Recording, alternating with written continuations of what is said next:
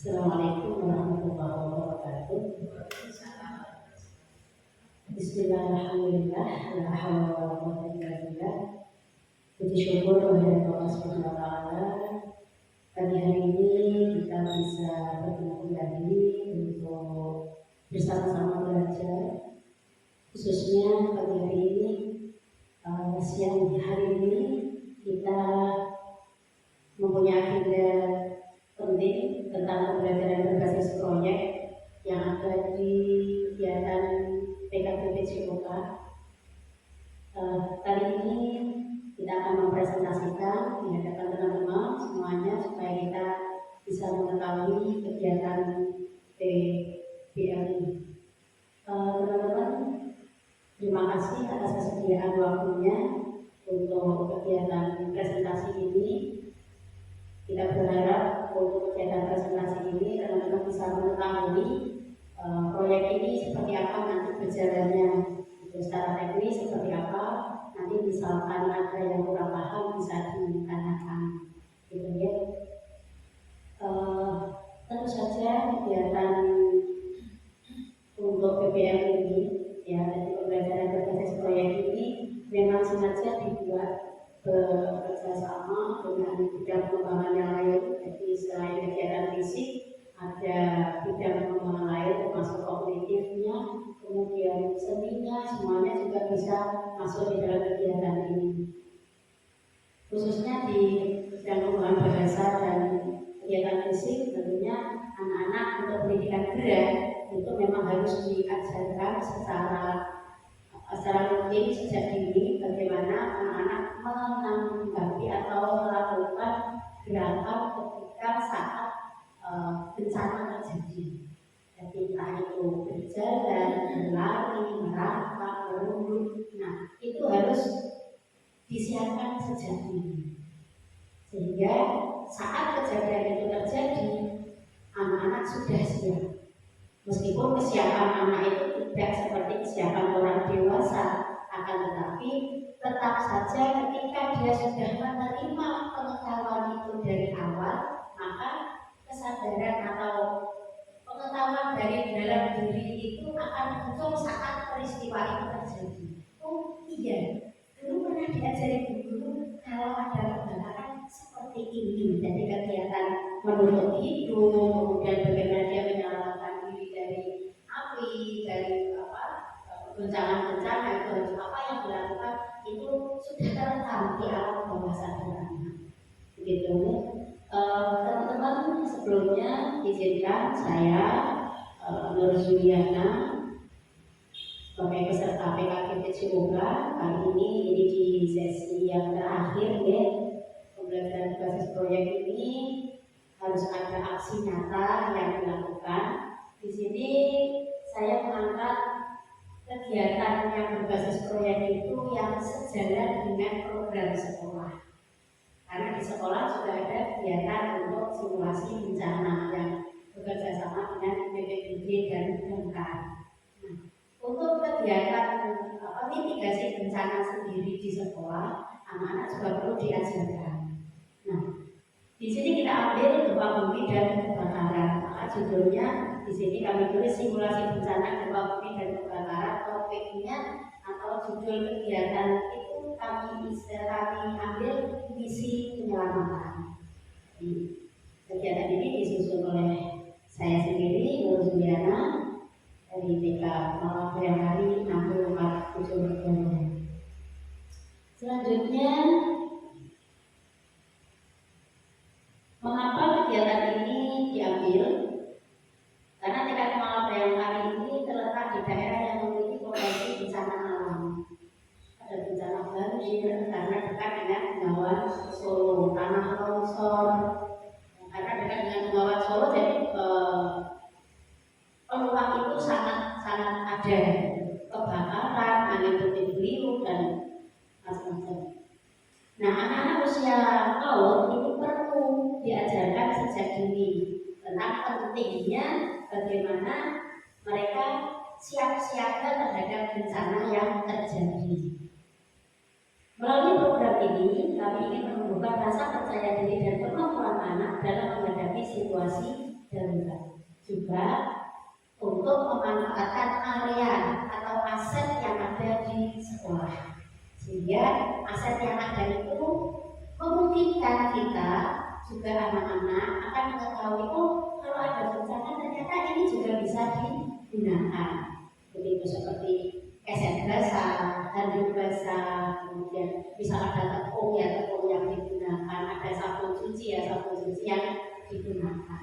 Kalau gempa bagaimana?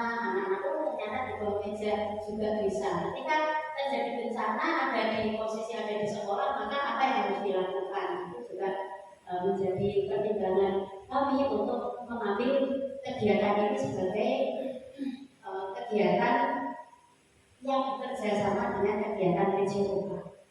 Tujuan programnya secara kognitif nanti anak-anak dapat menyebutkan minimal 3 tindakan yang harus dilakukan saat terjadi gempa bumi atau kebakaran.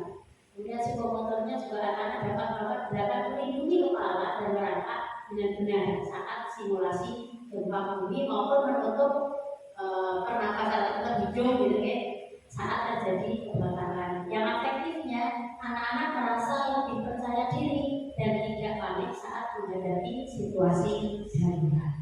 Karena memang tujuan program itu 3 itu harus masuk. Jadi nanti kalau kita membuat program apapun 3 tujuan itu harus masuk di situ. Selanjutnya capaian dan langkah-langkah yang akan dilakukan. Capaian pada akhir program nanti diharapkan 80%, 80% anak dapat mengikuti instruksi evakuasi dengan melakukan gerakan dasar dan menemukan tempat aman dalam kondisi bencana. Paling tidak anak-anak tahu bahwa di bawah meja itu tempat yang aman, menutup hidung dengan tisu basah, dengan lengan tangan dalam keadaan darurat supaya asap tidak masuk ke pernapasan. Itu juga salah satu cara bagaimana dia menangani yang pertama kali di hal-hal kejadian bencana pertama kali. Kemudian langkah-langkahnya yang pertama adalah persepsi tentang bencana gempa bumi dan kebakaran. Yang kedua, kegiatan ini melakukan simulasi gempa bumi dan kebakaran dengan menggunakan alat-alat sederhana, melatih gerakan melindungi kepala, merunduk, berjalan, berlari menuju titik kumpul atau jalur evakuasi. Yang terakhir, berdiskusi tentang perasaan selama simulasi. Hasil yang diharapkan, karena ini tadi tujuan programnya ada 3, maka hasil yang diharapkan juga ada 3, jadi sesuai dengan tujuannya. Untuk kognitif, anak-anak dapat menyebutkan dengan tepat minimal 3 tindakan yang harus dilakukan saat terjadi gempa bumi, seperti berlindung di bawah meja, menjauhi jendela, keluar ruangan dan tempat terbuka jika memungkinkan. Anak-anak juga dapat menjelaskan alasan dibalik setiap tindakan. Kenapa kok sembunyi di bawah meja? Oh, supaya tidak terkena reruntuhan. Kenapa tidak boleh di pinggir jendela? Supaya tidak terkena pecahan kaca. Kenapa kok harus di tempat terbuka?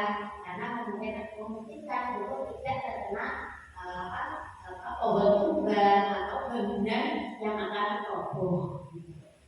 Jadi itu untuk kognitifnya. Sementara untuk psikomotornya, anak dapat melakukan gerakan melindungi kepala dengan benar, seperti merapatkan kedua tangan di belakang kepala itu, atau kemarin sempat disampaikan juga dengan tas, karena tasnya dari sekolah, jadi bisa menggunakan tasnya untuk melindungi kepala sambil menunduk. Anak-anak dapat merangkak dengan cepat dan aman menuju titik kumpul yang akan ditentukan saat simulasi gempa bumi. Anak-anak dapat mengikuti instruksi selama simulasi berlangsung. Kemudian untuk afektifnya, anak-anak mendeklarasikan percaya diri saat menghadapi situasi darurat.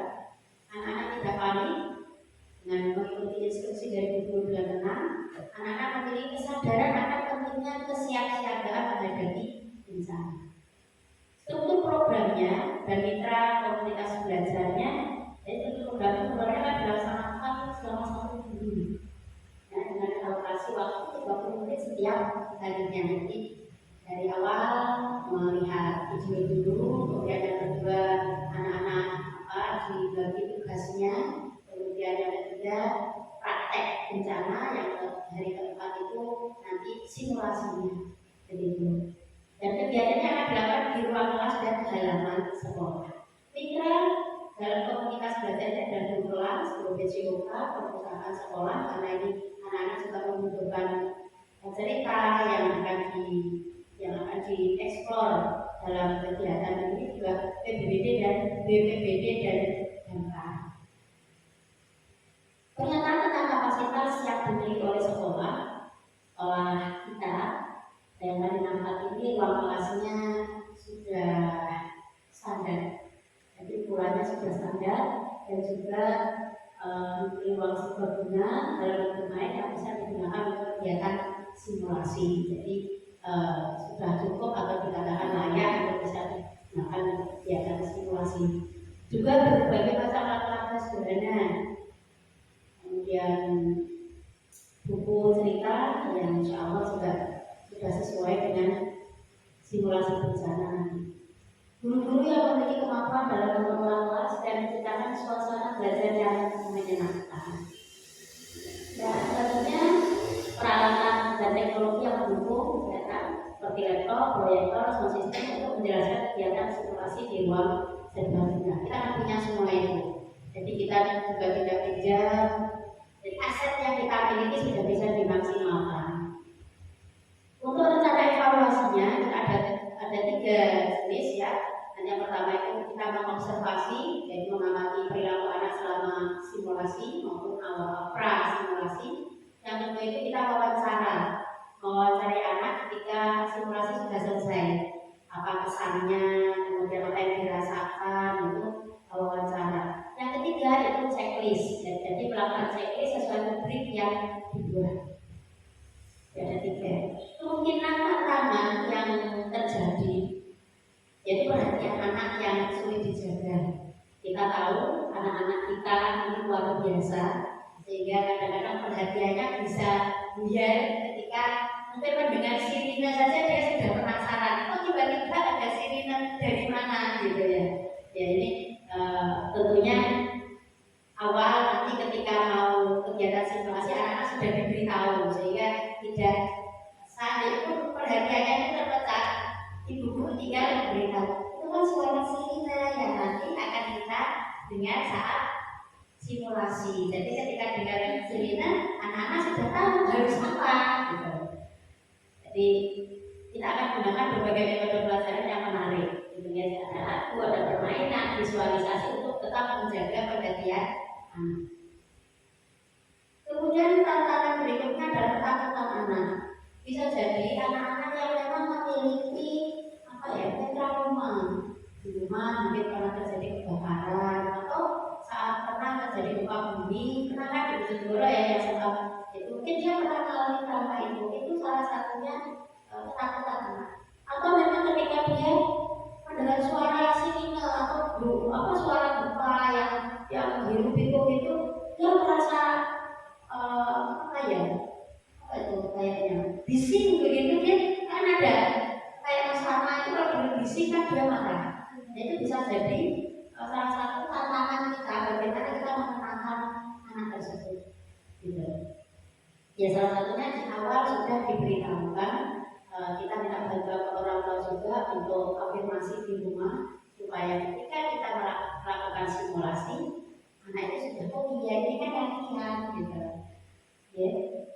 Nah untuk ketakutan anak ini sendiri, guru bisa memberikan penjelasan yang sederhana dan menenangkan. Seperti saya sampaikan bahwa anak-anak memang perlu prasimulasi, jadi latihan gempa, latihan ada kebakaran. Bukan berarti kita mengharapkan nanti ada gempa terus kita mengalami kebakaran, tidak, tetapi latihan ketika ada kejadian itu apa yang harus dilakukan sehingga anak-anak sudah siap. Itu seperti tujuan program kita. Serta menciptakan suasana yang aman dan nyaman. Tantangan ini kalau di dalam kejadian yang sesungguhnya, contoh seperti kejadian banjir di Bojonegoro pada tahun 2007, 2008, 2009, 2008 satu 4 tahunnya saya. Itu memang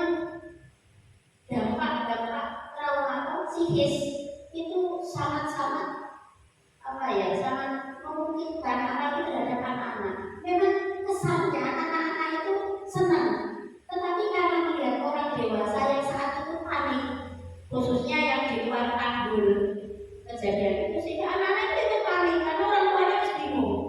Itu kalau yang di dalam Tanggul sudah terbiasa, tidak heran dengan yang namanya banjir. Tapi yang di luar ini begitu air datang karena Tanggul jebol sudah tidak karu-karuan. Nah, ini salah satunya ketakutan anak ini yang harus benar-benar diantisipasi dari awal. Seandainya begitu terjadi, maka memang pihak orang dewasa, maka kadang-kadang ada dari pihak luar yang memberikan kayak rehabilitasi gitu ya. Bagaimana supaya anak-anak itu tetap happy dengan dongeng, diajak menyanyi, diajak bermain, macam-macam. Oke, sampai di tantangan ini. Nah, alhamdulillah, terima kasih.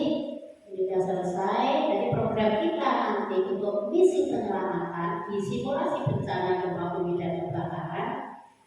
Saya berharap teman-teman bisa bekerja sama, kolaborasi, karena memang di BKPB COK yang kegiatan terakhir ini berkolaborasi dengan rekan sejawat yang ada di sekolah. Jadi program apa yang bisa dilakukan seiring dengan kegiatan pendidikan benar.